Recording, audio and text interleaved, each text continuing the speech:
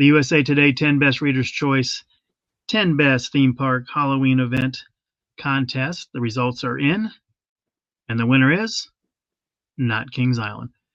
Hello, everyone. Alongside Ryan Sir, I'm Don Helbig, and this is Tower Topics. Tower Topics is a podcast by Kings Island fans for Kings Island fans, because that's who we are and that's who we care about. Okay, so I remember when they won this consistently. If they did, you look back in history and Kings Island, they won it in 2018, third place in 2019, first in 2021, first in 2022, dropped to number 4 in 2023, and slid all the way down to number 10. Its worst ranking ever this year. Yeah. So just to go through the list, since spoiler alert, they finished last, but Halloween Haunt at Kings Island. Number 9 is Halloween Haunt at Kings Dominion. 8 is Hershey Park Halloween. 7 is Brick or Treat at Legoland. That's multiple locations. 6 is Happy Halloween Weekends at Holiday World and Splash and Safari. 5 is Frightmares at Lagoon Amusement Park. 4 is Hallow Fun at Knoebels. 3 is Castle Dark at Castle Park. That's easy to say. 2 is Howl-O-Scream at SeaWorld, and 1 is Howl-O-Scream at Busch Gardens. Now, okay, there is a dynamic, and people are going to bring this up, but it seems like a lot of the top rankers are multiple locations. So Yes. You're going to have everybody from all the SeaWorld parks voting for those, and all the Busch Gardens parks voting for those. But when Kings Island won, they were up against that, right? For the Yes, they were. And then Six Flags isn't anywhere on this. Legacy Six Flags isn't anywhere on this list. No, they're not. But this is something I know that the general manager, Mike Kuntz, took a lot of pride in. When the park won. They had the billboard out front of the entrance, touting that they were voted number 1. So it did matter to the park. If you were to ask them, oh, you finished number 10, I could see them say, we didn't try or anything like, no, you wanted to win this because it was a big deal when you did before. It's a good marketing tool. You even had it on your website, in terms of describing Halloween Haunt, how many times you'd won this. So it is a big deal. But to slip to number 10, is it in part because the event included a little bit more, or the voting, overlapped a little bit more of the experience this year, where in the past, the end of September, beginning of October, that's when they announced these things. So you might have been going off the year before. So this year, voting ended near the end of October. It was announced on October 28th. So, did that play a role? Did other factors, play a role? But it is interesting, how far they dropped in a short period of time. Yeah, I think that could be a factor in terms of not just like based on last year, it was the best haunt event ever. Because the truth is, if this were a fair assessment, it would probably be Not Scary Farm and Horror Nights, crowning the top. But I don't think it's a fan vote, and you didn't get your fans to vote for you. Yes. So I think that part of it might have been that, I heard this year that they're going to do 10 haunted houses and they're going to double the scare actor. So it's probably the best of it, because stuff like that gets out every year, and every year it's semi-stale, But so I think you're onto something as far as people got a taste of the event and they were like, this is not anything to get excited about. But the truth is, the event isn't that different from when they were winning. No, not at all. So what do you think happened? So you led this campaign. What did you do to win? Well, there was a certain cadence that, I used in terms of how often to push it out on social media, put it on the Kings Island blog, at an early enough time to where it would be something that if people were searching for Halloween Haunt, that could come up in their search, and they would just click the thing to vote for it there. Very active with the mobile app when I had the mobile app too under, my control, where guests would come in the park and, they would get notified that voting was underway and just vote now, so you'd get votes every night of Halloween Haunt. I don't know if they did that this year. Maybe they did. Once you came into the park, you got that. There was I got a lot of messages about renewing my season pass, throughout this whole campaign. I didn't get, things to vote for it. I did see them early on, they were pushing it on their social media channels. And I do know, with the Tower Topics account, it was noted that, you can't win this without the help of people that have been alienated. And that started after I left. They no longer have, when I was working there, the season pass base was very supportive of me, and also, of trying to help us win. So every couple of days, it was being posted on the season pass Facebook. That's 90,000 people potentially that you're reaching every day. Yeah. To vote for this. There were no posts about it, this year. Or last year. Only at the beginning. At the beginning last year there was, but right. Then it was kind of, no, we're not helping them. Yeah. Well, I mean, when you treat the person that founded the season pass group so poorly that they don't want to support the park, and they instruct their staff to, hey, don't post this, because they are the reason that they won 2022 and 2021. Let's very much a big part of that. But also KI Central played a big role. Sure. Absolutely. And helping, with their social media post, not so much what they were doing on the forums, but with the social media post, creating that awareness out there, retweeting the park post. They played a big part of it. How often did you and I talk about it? Zero. Yeah, I forgot it was happening.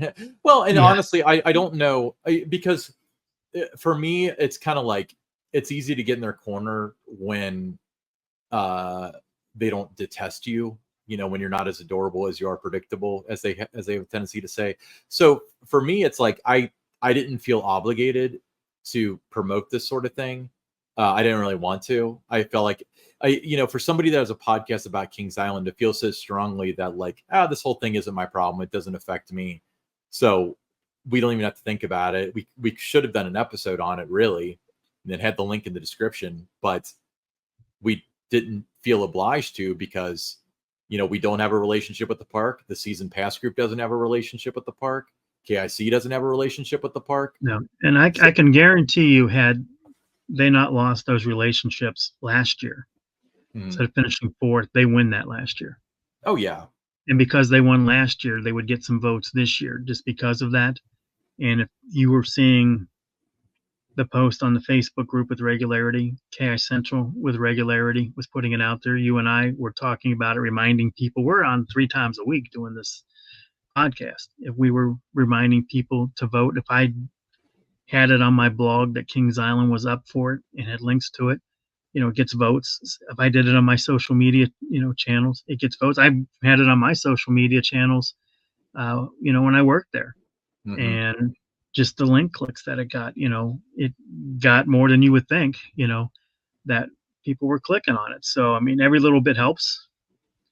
But to be number 10 after, you had that run of where you were, winning it, and 3 times, you won it. And then you started to slip last year, just because it's all about relationships, and like I said, it's a fan vote, and it comes down to the relationship that parks have with their fans in these kind of situations. Everyone says, why didn't Universal win? Well, Universal's a little different. They don't have that personal relationship with everybody. And they don't care. They have nothing to do with this. And if they won, they wouldn't even promote it, because they don't need it.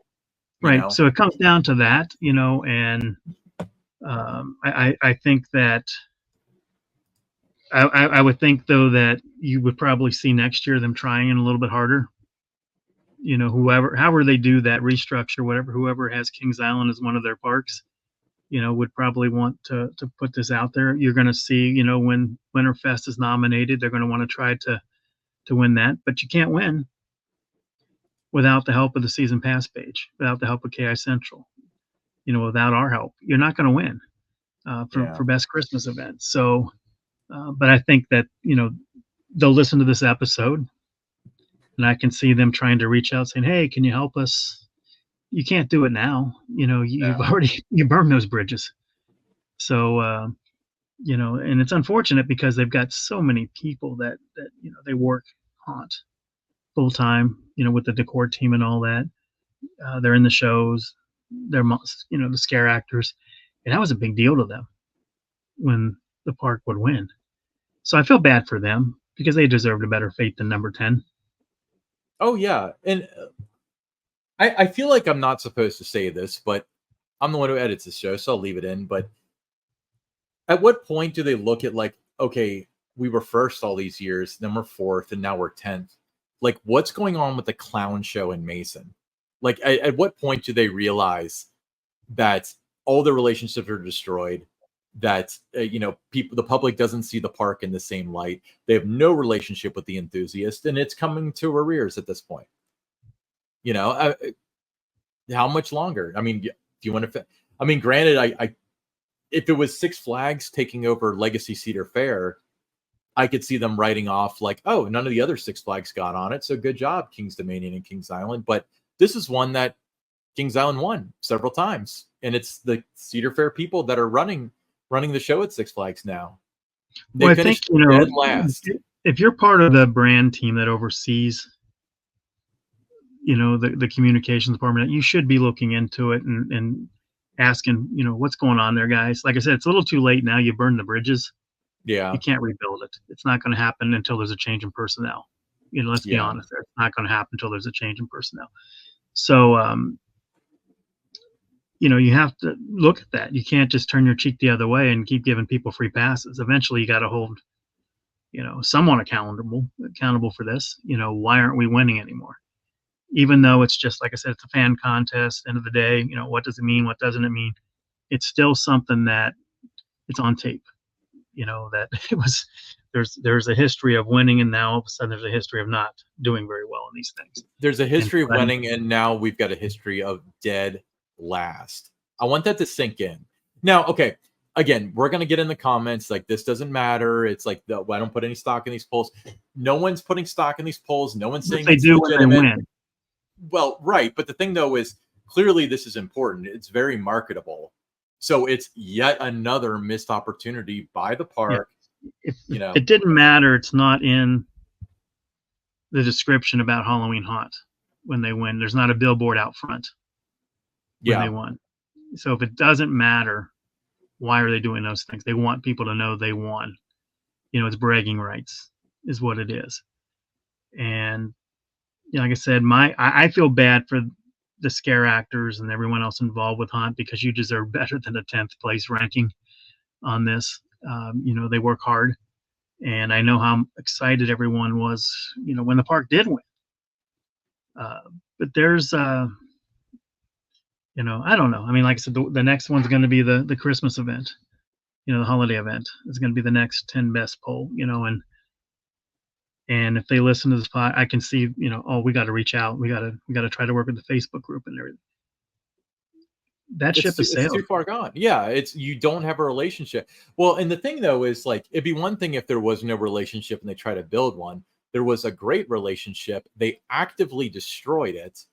They attacked people on there personally. They besmirched you and I, and now you want to turn around and say like, can you promote this? But first of all, yeah. I do find it ironic. I'm not going to throw any names out here, but people will figure it out that the person that is responsible for working with the enthusiast groups and stuff, their I don't want to say their boss, but let's say the highest ranking person in Mason, Ohio at Kings Island feels that he needs to take it upon himself to reach out to Brad Purdue at KI Central to communicate things with him, or reach out to you personally to communicate things with you, because he obviously does not trust the person who's doing it. So when is the clown show going to end? All right. You have a restructure. You have an excuse. All your references next time. Good God. All right. No, I just feel bad because I do want to say this. I was thoroughly impressed, been to the Halloween event twice this year, and, opening night and went again, a few weeks later, and just thoroughly impressed with, the decor and scare zones and everything else about it. You know, it's a good event. Is it the scariest? No, but it's a good event. It's not the scariest, but it's still undermarketed. It's like we said, we're getting a new scare zone called Hooked, which is approximately 18 feet long. Now, granted, the people in Hooked are very good. It does look good for what it is, but it's very short. So if somebody walked in and that was the first thing they saw, which is entirely possible based on geometry, geography, I guess based on geometry too, they might be like, this is what's new. All right, let's go ride rides. We're not doing anything. But there's a lot new. But either those who communicate did not know, or those who communicate chose not to promote that.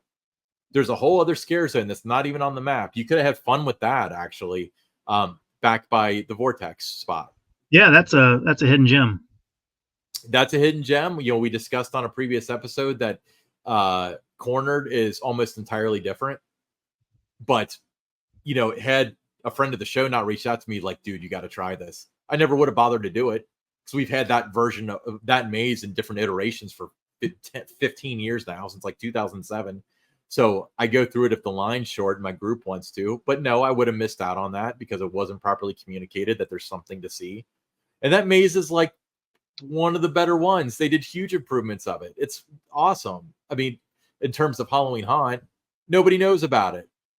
You can't have little pleasant surprises with stuff like that when you're trying to sell tickets and promote events and stuff. It's laziness to the degree. It's incompetence. It's just awful. Now, if you're part of the haunt team in any role, any capacity there, you can take pride in what you accomplished this year. You guys did a great job. You deserve so much better than you're getting. Let's put it that way. Yep. So ranked last on the USA Today top 10 poll for top 10 theme park Halloween events. So good job to those involved in at least being nominated for the top 10. But being top 10 is still pretty good, right, Don? Yeah, there was 20 parks in the running, and then you have your top 10, final grouping, and so it's still not bad. I like the fact that there's some parks, they, don't win it, but they still feel good about being in that top 10, and they promote it on their channels because they're proud of the team involved in putting that event together and everything, and they feel top 10 is a good place to be. I would say for Castle Dark at Castle Park, they really knocked it out of the park with a number 3. For a machine like Kings Island that's on their 24th year of a haunt, well, 23 because there's a COVID year, and has a Facebook group of 90,000 people. Yeah, this is inexcusable. I'd love to hear the excuse, and I'm sure that they're going to send people to put comments, and we're going to see that first thing in the morning tomorrow, where either the list doesn't matter, or there's a bias, or because of Donald J. Trump, or something like that, But the truth is, this is important. It's very marketable. It's not an election. It doesn't have integrity. But the fact of the matter is, they found a way to win in the past. They finished dead last this time, and they're just going to skirt away with it because mediocrity is it's celebrated nowadays. Makes me feel good that I knew how to run campaigns when I was there, huh? Yeah, at least somebody knew. Before I get myself fired from Tower Topics, can we move on to your stories? We can. Okay. We'll be right back with your stories.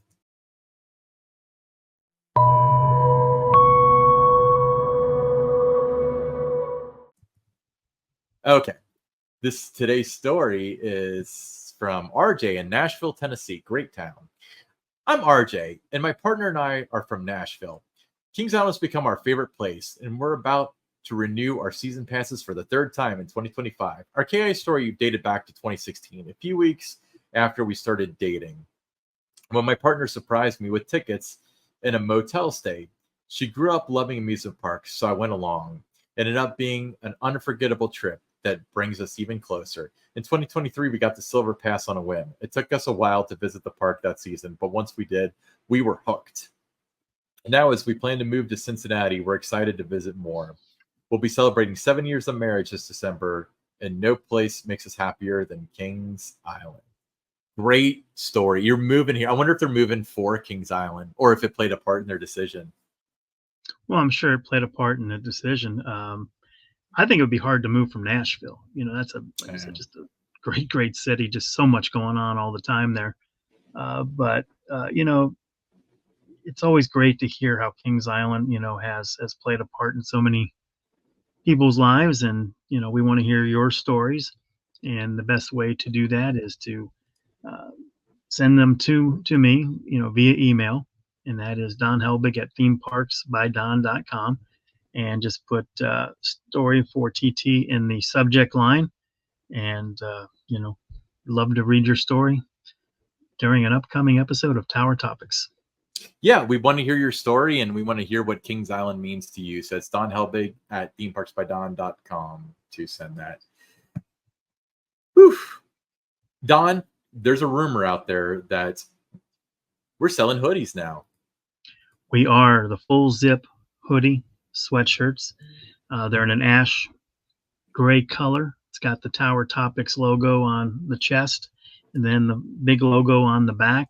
Very comfortable sweatshirt, you know, with the temperatures, you know, now, you know, with the fall cooling off, it's the perfect thing to wear, you know, to the park for those early days of Winterfest, or if you're just out, you know, Christmas shopping, or going to, you know, a Bengals game, wherever you might go. I mean, it's a really, really nice looking sweatshirt.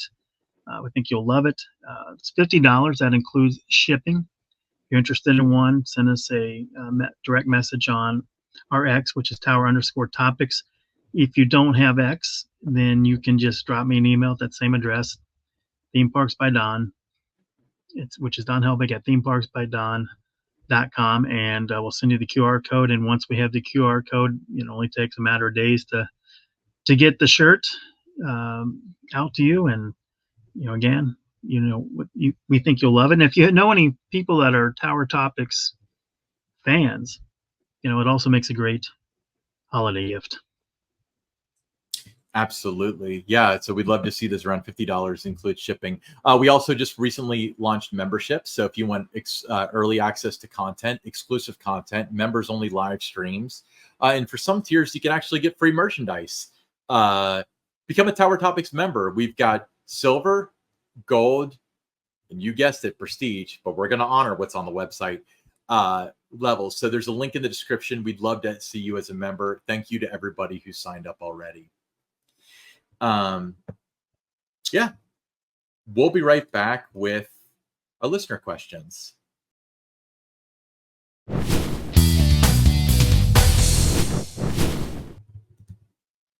All right, first listener question. This one is from Mark W. So Mark W says, despite the challenges with your vision, you've continued to outpace the Kings Island team with the quality and consistency of content on your blog and social media since your departure last year.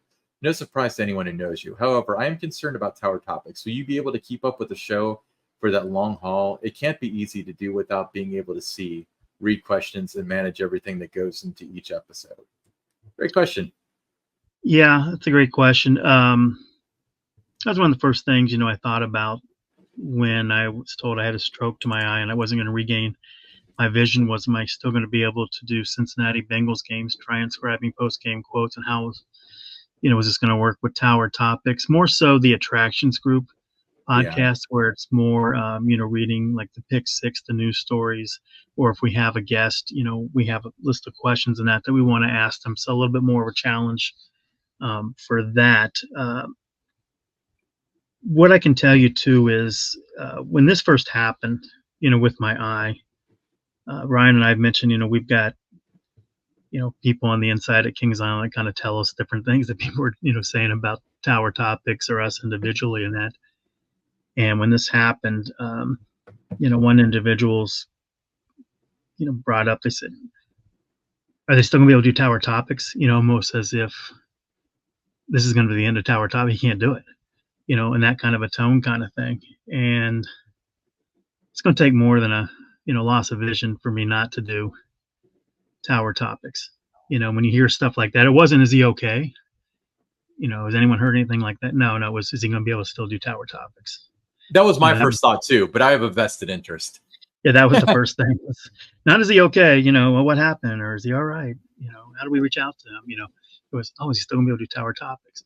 But you hear that kind of thing too, and that just motivates you more to make sure you keep doing it. So you can keep on, doing what you do. I'm resilient. I'll find a way to make something work. I think we've done probably now, it's been 60 days since that happened. So we've probably done 20 episodes where my vision has been really 20 plus episodes where my vision has been really limited. Yeah, it's a challenge, but like I said, I'm resilient. We try to figure out a way to make it work. Ryan is on the editing side, so I don't have to do that part. The memory's still intact, so I'm a walking encyclopedia of Kings Island, since the park opened in 1972. Been there every year, rode just about every ride that I was allowed to ride. In the early years, everything, but then, later years, obviously I haven't ridden Charlie Brown's Wind Up because it's for little kids now and stuff, but just about every ride in the park. There's not a building in the park or, look at anything in the park that doesn't conjure up some kind of memory. So as long as that's still there, I'm always going to be able to do Tower. It could be both eyes. And I'd still be able to do this podcast with Ryan. And I can say that this experience doing Tower Topics and the attractions group has been among the most rewarding in my career. I've enjoyed this more than I did the last few years that I worked at Kings Island. It's, still interacting in a way with guests through the show, ask questions and that. You see people at the park that come up and talk to you about the show, things they like, and helping to rekindle those memories and that. So a lot of things I was doing at the park, on the social media side of the PR side in terms of rekindling memories for guests and that, still able to do it through this show. So no worries. Tower Topics is not going to be something that, anything is going to get in the way of me continuing to do that. I'll be doing this for the long run. Yeah, and the cool part is, there is some structure to it. We've got the body of it. We've got, the T-shirt. We've got the listener questions. We got your stories.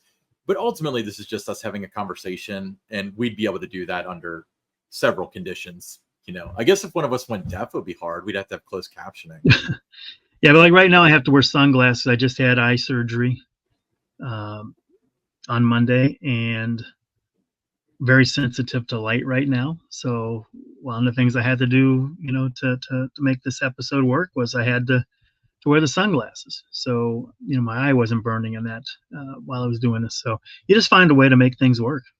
Are those new sunglasses, Don? Or have you had those? I got these right after the diagnosis that I had a stroke and that I wasn't going to be able to see. And it was advised that when I was out and about to wear either glasses or sunglasses to protect the eye that I had left, that I could see out of. So it was a protection type of thing. And then after the surgery on Monday, they said to, try to avoid having, issues with the light and stuff, kind of keep the lights off in the house and everything like that for right now, and sit further back from the TV and that, just so I wasn't, having issues that way with it being real sensitive to that. But that's only going to last another week or so. Well, I was going to say those sunglasses are awesome. Like if you guys aren't watching on YouTube, if ever there was so those are. And I never wore sunglasses. No, you can rock them. You can rock them. They go well with my whole life. I just never wore sunglasses. My wife asked me before this episode because I wore them last week too, and she said, "Please tell me you're not going to wear the sunglasses." And I said, "Why?" And she goes, "Kind of looks dumb." And I was like, "Well, my eyes will burn and everything if I don't." And she's like, "It just," she just doesn't like the look. And I said, "Well, I remember when you didn't like the Hawaiian shirts when I first started wearing them." I said, "Now you're okay with it." So she'll get used to the sunglasses. I like them a lot. I was actually I have a pair of Oakleys. I think they're all the same brand, really. And yeah, but it's life changing, with what I'm going through and stuff. And it is very difficult to read articles My right eye does not see well up close. I can see fine, far away, but up close, um, that was the thing. My left eye, I saw good up close, but not as well far away. So I balanced each other out really well. So if I'm eating, my food or something like that, and I look down, I can't really see it's a blur, what's on my plate, which allows, some things to get slipped in my food that I normally wouldn't eat. Then I get done eating and it's like, oh, did you know I had chopped onions in there? Little things like that, or little pieces of tomato in there. So, yeah, some things are getting slipped in like that. Or if I'm driving my car, I can't really see real well in terms of like how much gas I have left with the gate. I can see the speedometer part of it and everything, but I can't really look down and see it's quarter of a tank, half tank, where am I at with that kind of thing. So there's just challenges, and you just find a way around it. And there's a lot of things I do, which is, voice to text.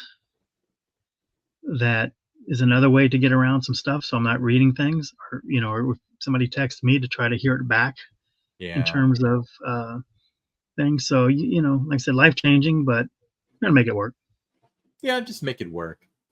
Let's pause to give a shout out to our founding Prestige Pass members, Logan Lipper, user 330T, and Aaron Bort. So thank you guys for supporting this show at the highest tier.